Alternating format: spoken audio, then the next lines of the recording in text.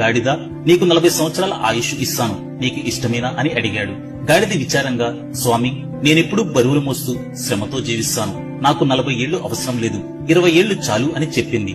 దానికి బ్రహ్మదేవుడు సమ్మతించాడు.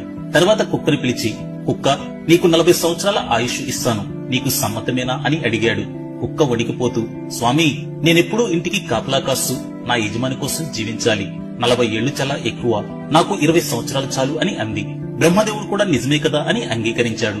తర్వాత గుడ్లగోబను పిలిచి, గుడ్లగోబా, నీకు 40 ఏళ్ల ఆయుష్ ఇస్తాను, నీకిష్టమే కదా అని అన్నాడు. దానికి గుడ్లగోబ నిశ్శబ్దంగా, స్వామి, రాత్రంతా నిద్ర లేకుండా తిరుగుతూ జీవించాలి, ఇది చాలా కష్టం, నాకు 20 సంవత్సరాలు చాలు అని చెప్పింది. బ్రహ్మదేవుడు తృప్తిగా సమ్మతించాడు. చివరికి మనిషిని పిలిచాడు. మనిషి, నీకు 40 సంవత్సరాల ఆయుష్ ఇస్తాను, నీకు ఇష్టమేనా అని అడిగాడు. కాని మనిషి అత్యాశతో, స్వామి, నాకు 100 సంవత్సరాల ఆయుష్ కావాలి అని ఆశపడ్డాడు. బ్రహ్మదేవుడు చిరునవ్వుతో, సరే, గాడిదకు, కుక్కకు, గుడ్లగోబకు మిగిలిన ఆ 60 సంవత్సరాలు నీకే ఇస్తాను, అంటే మొత్తంగా 100 సంవత్సరాలు జీవించు అని అన్నాడు. అలా మనిషి జీవితం 3 భాగాలుగా మారింది. మొదటి 40 సంవత్సరాలు ఆనందంతో యవ్వనంతో జీవిస్తాడు.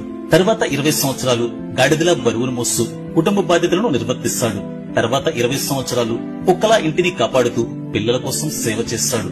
చివరి 20 సంవత్సరాలు గుడ్లగోబలా నిశ్శబ్దంగా తన ఇంటి బయట కూర్చుని పెద్ద సీసీ కెమెరా లాగా మారిపోతాడు. నిజమే కదా? మీ అభిప్రాయం